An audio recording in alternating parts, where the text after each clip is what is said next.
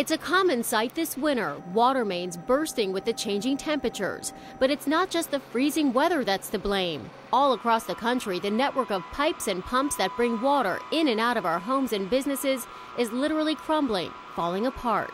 When all was said and done, when the water was gushing out, how high did the water get in this basement? It pretty much filled it. This summer, we traveled to Maryland to see what happened at Anita Kramer's house almost a year after a 72-inch water main broke open in Dundalk, Maryland, blasting millions of gallons of water onto the streets and right into the Kramer's finished basement. Before this flood, this was a finished kitchen, wasn't it? It was. And now what is it? Nothing. It's nothing. It's just a space now. So it's start from square one again.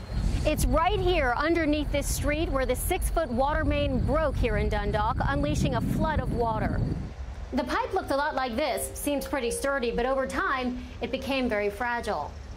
That's because the water pipes sitting underground have to hold up under extreme temperature changes, not to mention the constant flow of traffic running over it. The American Water Works Association says every 2 minutes a water main breaks in the U.S., adding up to 300,000 breaks each year. A large part of this system was built in the decade or two following World War II.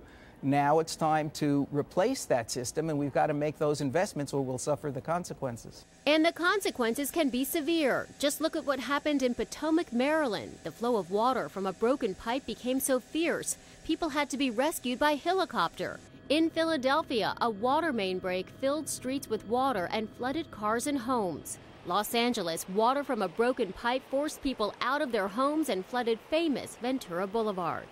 For cities across the country with failing water infrastructure, it's about tough choices, and the pressure's on in Washington, D.C., where the average pipe is 77 years old.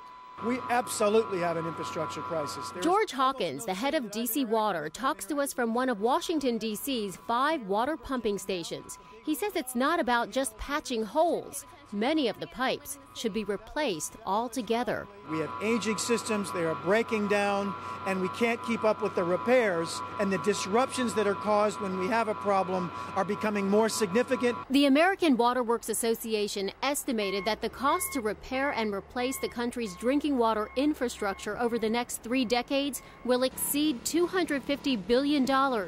The problem is that cities are burdened by debt and don't have the money to fix pipes, and President Obama's proposal to pump $50 billion in federal dollars to fix infrastructure doesn't include water projects.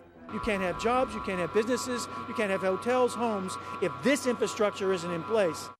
And the EPA says the country needs several $100 billion over the next few decades to truly repair our water infrastructure. The Natural Resources Defense Council says the longer we put it off, the possibility increases that the quality of our water, of our drinking water, could be jeopardized.